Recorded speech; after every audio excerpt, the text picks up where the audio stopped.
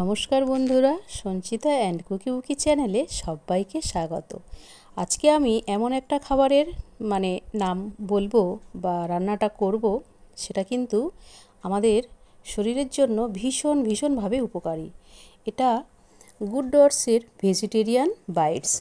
এতে প্রচুর পরিমাণে কিন্তু ভিটামিন থাকে, আর এটা খুব সুন্দরভাবে প্যাক করা থাকে যাতে বাইরের বাতাস না একদমই প্রবেশ করতে পারে, যাতে না একদম এটা নষ্ট হতে পারে। সেই জন্য খুব ভালো করে কিন্তু এটা প্যাকেজিংটা খুব সুন্দরভাবে থাকে। আর এটা এখন আমি সব দিক থেকে কেটে তারপরে কিন্তু এটা আমি বের করে নেব। আর এই প্রোডাক্টটা প্রচুর পরিমাণে ভিটামিন থাকে, ক্যালসিয়াম থাকে, প্রচুর আমাদের উপকারী জিনিস থাকে। আর এটা এখন খুব ভালো করে আমি কেটে বের করে নেব, তাও কিন্তু কাটা হয়নি। খুব সুন্দর করে তো প্যাকেজিংটা করা থাকে, সেই জন্য খুব ধার থেকে এটা কিন্তু প্রোডাক্টের খুব ধার থেকে কেটে তারপরে বের করতে হবে।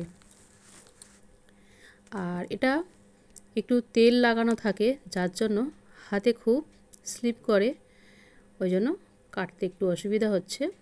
এখন প্যাকেটটা আমি কেটে নিয়েছি, কেটে নিয়ে আমি দেখাচ্ছি কতটা সুন্দর। এটা একটা সোয়া প্রোডাক্ট, এটা কিন্তু খুবই ভালো আমাদের শরীরের জন্য। এই দেখুন বন্ধুরা, আর এটা আমি কিন্তু অফলাইন থেকে পারচেস করেছি, আপনারা এটা অনলাইন থেকেও পারচেস করতে পারবেন। আর এটা আমি এই রকম চৌকো করে কেটে নেব, ছোট ছোট পিস করে, ছোট ছোট চৌকো করে আমি কেটে নিয়েছি। আর আপনারা চাইলে কিন্তু এটা হাত দিয়েও ছোট ছোট করে কেটে নিতে পারেন, যে কোনোভাবে এটা রান্না করা যায়। আর এটা খুবই ভালো, আর এটা খেতেও খুব ভালো লাগে। আর এটা মাছ, মাংস, ডিমের চাহিদা কিন্তু সম্পূর্ণরূপে এটা পূরণ করে। হয়তো আমরা যেমন চিকেন, ডিম, মাছ খাই, তেমন হয়তো স্বাদটা আসবে না, কিন্তু আপনার মনেও হবে না যে আজকে চিকেনটা খাওয়া হলো না, কি আজকে ডিমটা খেলে ভালো হতো, এমনভাবে কিন্তু মনে হবে না এটা খেলে। তো এটা আমার কাটা হয়ে গেছে সোয়া প্রোডাক্টটা। এখন আমি একটা মাঝারি সাইজের পেঁয়াজ খুব ছোট ছোট করে কেটে নেব। যেমনভাবে আমি আর কি চিকেন রান্না করি, সেইভাবেই আমি এটা রান্না করব। তবে খুব কিন্তু ঝাল মশলা ব্যবহার করব না, আমি কাঁচা লঙ্কা দিয়েই করব। এই এতগুলো কাঁচা লঙ্কা নিয়েছি, এই কাঁচা লঙ্কাগুলো খুব কুচি কুচি করে আমি কেটে নেব। খুব বেশি তেল মশলা ব্যবহার করলে কিন্তু আবার এর ভিটামিনটা খানিকটা হলেও নষ্ট হয়ে যেতে পারে। সেই জন্য খুব বেশি তেল বা খুব বেশি মশলা আমি ব্যবহার করব না, বা গুঁড়ো লঙ্কা এসব ব্যবহার করব না। এতে কিন্তু অনেকটা আমাদের ভিটামিন নষ্ট হয়ে যায়। আর এখন তো চিকেনগুলো আমরা খাই, সেগুলো তো অনেকভাবে ওরা ছোট মুরগিকে খুব তাড়াতাড়ি বাড়ানোর জন্য ওরা কিন্তু অনেক কেমিক্যাল ব্যবহার করে মুরগির ক্ষেত্রে, যাতে 1-2 মাসের মুরগি অনেকটাই বড় হয়ে যায়। সেই জন্য কিন্তু ওগুলো খাওয়া খুব একটা নিরাপদ নয়। সেই জন্য এই সোয়া প্রোডাক্ট ব্যবহার করলে, এটা কিন্তু রান্না করে খেলে আমাদের মাছ, মাংস, ডিমের চাহিদা অনেকটাই পূরণ করে। অনেকটাই বলবো কেন, পুরোপুরি পূরণ হয়ে যায়। সেই জন্য এটা আমার মতে খুব একটা ভালো জিনিস, খুব ভালো একটা প্রোডাক্ট। সেই জন্য আমি এটা মাঝে মধ্যে আমরা করে থাকি। তো সেটা আজকে আমি আপনাদের সঙ্গে একটু শেয়ার করলাম। তো এখানে আদা রসুন খানিকটা বেটে নিয়েছি শিলনোড়াতে বাটা মশলা কিন্তু আমাদের শরীরের জন্য ভালো, আর টেস্টও খুব ভালো আসে। সেই জন্য অল্প একটু আদা রসুন আমি বেটে তুলে রাখলাম। আর ওই আগে একটা টমেটোও কেটে রেখেছি। দেখুন আমি সমস্ত কিছু গুছিয়ে নিয়েছি যেগুলো আমি রান্নাতে ব্যবহার করব। আর কিছুটা আলু নিয়েছি চৌকো করে। আর এটা কিন্তু প্রেসার কুকারের মধ্যেও করা যায়, আমি আজকে কড়াতে রান্না করব। তো অল্প একটু তেল দিয়ে দিলাম। তেলটা দিয়ে কড়াটা খুব ভালোভাবে গরম করে নিয়েছি। তেলটা নাড়াচাড়া করে খুব ভালোভাবে গরম করে নিয়েছি। আর এখন যে সয়া প্রোডাক্টটা আমি কেটে রেখেছি এটা একটু হালকা করে ভেজে নেব। তবে এটা না ভাজলেও চলে, তাও আমি একটু হালকা করে ভেজে নেব। একটু নাড়াচাড়া করে ভেজে নিলে ভালো হয়, সেই জন্য আমি একটু হালকা করে নাড়াচাড়া করে ভেজে নিয়ে নেব। আর এটা কিন্তু এর থেকে আরেকটু ছোট ছোট করে কাটলে হতো, তো আমি আজকে একটু বড় বড় করে কেটেছি যাতে চিকেন চিকেন মতো মনে হয়, সেই জন্য। তো এটা ভাজা হয়ে গেছে, আমি কিন্তু এখন তুলে নেব। একটু হালকা করে ভেজেছি, খুব বেশি ডিপ করে এটা ভাজার কোনো প্রয়োজন নেই। আর এটা তুলে নিয়েছি। আর এখন সামান্য একটু তেল দিয়ে দিলাম, 1 চামচ তেল আবারও দিয়ে দিলাম। দিয়ে আর যে আলুগুলো চৌকো করে কেটে রেখেছি সেটা আমি ভেজে নেব। আলুগুলো নাড়াচাড়া করে হালকা হালকা একটু লাল লাল করে ভেজে নেব, যেমনভাবে চিকেন রান্না করার সময় আমরা আলুটা ভেজে তুলে রাখি সেইভাবে আর কি আলুটা একটু ভেজে তুলে নিলাম। আলুটা ভাজা হয়ে গেছে, আলুটা আমি সবটা তুলে নেব। বন্ধুরা এই বাটির মধ্যে আমি আলুগুলো তুলে নিলাম। এখন আলুগুলো সব তোলা হয়ে গেছে, আর তেলও রয়েছে, আরও সামান্য একটু তেল দিয়ে দিলাম। তেলটা দিয়ে নাড়াচাড়া করে আমি একটু গোটা গরম মশলা আমি ব্যবহার করব।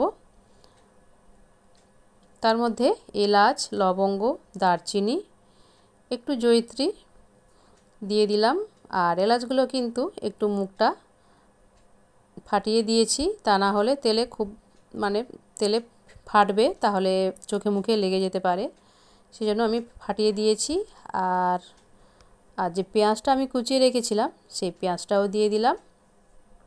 পেঁয়াজটা দিয়ে একটু ভালো করে ভেজে নেব। পেঁয়াজটা একটু ভালো করে লাল লাল করে ভেজে নেওয়ার পর তারপরে আমি বাকি মশলা দেব। তার মধ্যে আদা রসুনটা বেটে রেখেছিলাম, সেই আদা রসুনটা আমি দিয়ে দেব। দিয়ে খুব ভালো করে কষিয়ে নেব। বন্ধুরা এই যে প্রোডাক্টটা, এতে কিন্তু প্রচুর পরিমাণে ভিটামিন, ক্যালসিয়াম, ম্যাগনেসিয়াম প্রচুর পরিমাণে থাকে। এটা একটা প্রোটিন বেস খাবার, তো এতে আরও অনেক জিনিসপত্র থাকে। আর এখন আমি টমেটোটা দিয়ে দিলাম বলতে বলতে আবারও। আর এর মধ্যে থাকে রাইস, ওটস, ফ্ল্যাক্সিড, মটরশুঁটির দানা, চিয়া সিড, সয়া প্রোটিন, আটা, কুইনো, এতে প্রচুর পরিমাণে কিন্তু জিনিসপত্র থাকে যেটা আমাদের শরীরের জন্য ভীষণ ভীষণ উপকারী। আর এটা আচ্ছা, এখন তেল দিয়ে একটু কষিয়ে নিলাম, তারপরে একটু জিরার গুঁড়ো, একটু ধনিয়ার গুঁড়ো আর একটু হলুদ গুঁড়ো দিয়ে দিলাম। দিয়ে সমস্ত মশলাটা কিন্তু একটু ভালো করে কষিয়ে নেব। সমস্ত মশলাটা খুব ভালো করে কষিয়ে নেব। একটু জল দিয়ে কষাবো, আর সামান্য একটু লবণ দিয়ে দিলাম, তাহলে কিন্তু টমেটোটা খুব ভালোভাবে গলে গিয়ে মশলাটা খুব সুন্দরভাবে হয়ে যাবে। আর এভাবে মশলাটা কষিয়ে নিলে মশলা থেকে কোনো কাঁচা গন্ধ থাকবে না, সেই জন্য। আর এখন সামান্য পরিমাণে একটু জল দিয়ে দিলাম, দিয়ে একটু ঢাকা দিয়ে মশলাটা বানিয়ে নেব। দেখুন মশলাটা আমার কিন্তু বানানো হয়ে গেছে। আমি ঢাকা দিয়ে মশলাটা তৈরি করে নেব, কেননা এতে আমি খুব বেশি তেল ব্যবহার করব না।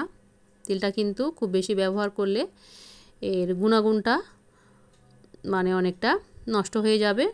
আর এটা আমাদের শরীরের জন্যও তো খুব তেল খাওয়া ভালো না, সেই জন্য। তো মশলাটা এখন কষিয়ে নিয়েছি। আর এখন যে সোয়া প্রোডাক্টের কথা আমি বলছি সেটা দিয়ে দিলাম। দিয়ে নাড়াচাড়া করে কিন্তু এটা রান্না করে নিতে হবে। একটু ঢাকা দিয়ে আমি রান্না করে নেব। এই সোয়া প্রোডাক্ট কিন্তু আমাদের হার্টের জন্য খুবই ভালো, আর সুগারও কন্ট্রোল করে, ক্যান্সার অনেকটা রোধ করে, আর ভীষণভাবে আমাদেরকে বিভিন্ন রোগ থেকে কিন্তু দূরে রাখতে সাহায্য করে। আর একটা কথা, এই প্রোটিনটা খেলে কিন্তু হজমের কোনো সমস্যা হয় না। অনেক সময় দেখা যায় যে আমরা মাংস খেলে হজম হতে অনেক দেরি লাগে, গ্যাস অ্যাসিডিটি হয়, কিন্তু এই প্রোডাক্টটা খেলে কিন্তু এসবের কোনো সমস্যা হয় না, আর খুবই তাড়াতাড়ি হজম হয়ে যায়। তার ফলে এই গ্যাস অম্ল এগুলো কিন্তু হয় না। এটা কিন্তু আপনারা বিভিন্নভাবে রান্না করে নিতে পারেন, যেমন টিক্কা, বিরিয়ানি, কিমা সবজি, এসব বিভিন্নভাবে কিন্তু এটা রান্না করা যায়। তো আজকে আমি এইভাবে চিকেনের মতো রান্না করছি। আজকে যেহেতু রবিবার, সেই জন্য একটু চিকেন মনে হবে, সেই জন্য হয়তো চিকেনের মতো খেতে লাগবে না, কিন্তু আপনাকে কিন্তু ভুলিয়েই দেবে যে আপনি আজকে চিকেন খাচ্ছেন না। সেই জন্য আমি আজকে একটু এভাবে আলু দিয়ে বেশ চৌকো করে ডুমো করে কেটে এভাবে রান্না করছি। আর এটা কিন্তু খেতে খুবই ভালো লাগে। এভাবে হালকা করে আমি রান্না করি মাঝে মধ্যে, এটা খেতে খুবই ভালো লাগে। আর এখন কষিয়ে নেওয়া হয়ে গেছে, আমি স্বাদ মতো লবণ দিয়ে দিলাম। লবণটা দিয়ে আরও একটু ভালোভাবে নাড়াচাড়া করে নেব। এভাবে নাড়াচাড়া করে আমি রান্না করে নেব। একটু ঢাকা দিয়ে কিন্তু রান্না করে আমি নেব এভাবে। আর তারপরে অল্প জল দেব, খুব বেশি কিন্তু পাতলা ঝোল করব না, তাহলে আমরা খুব বেশি পাতলা ঝোল একটু পছন্দ করি না, সেই জন্য কিন্তু খুব বেশি পাতলা করব না, একটু মিডিয়াম গোছের রাখবো। সেই জন্য এভাবে আমি 2 বাটি মতো জল দিয়েছি, দিয়ে আলুগুলোও সিদ্ধ হয়ে যাবে, আর এই সোয়া প্রোডাক্টটাও খুব ভালোভাবে সিদ্ধ হয়ে যাবে। এখন ঢাকা দিয়ে রান্না করে নেব। আর যে কাঁচা লঙ্কাটা কুচিয়ে রেখেছিলাম সেটা সবটা দিলাম না, অল্প একটু রেখে দিলাম। খুব বেশি ঝাল হয়ে গেলে আবার আমার মেয়ে খেতে পারে না, সেই জন্য লঙ্কা অল্প রেখে দিলাম। রেখে দিয়ে 15 মিনিট মতো রান্না করে নিলাম। দেখুন বন্ধুরা, আলুগুলো সিদ্ধ হয়ে গেছে, আর এই রকম ঝোলটাও রয়েছে, খুব বেশি পাতলা ঝোল থাকবে না। এই দেখুন আলুগুলো সিদ্ধ হয়ে গেছে, আর সোয়া প্রোডাক্টও খুব ভালোভাবে সিদ্ধ হয়ে গেছে।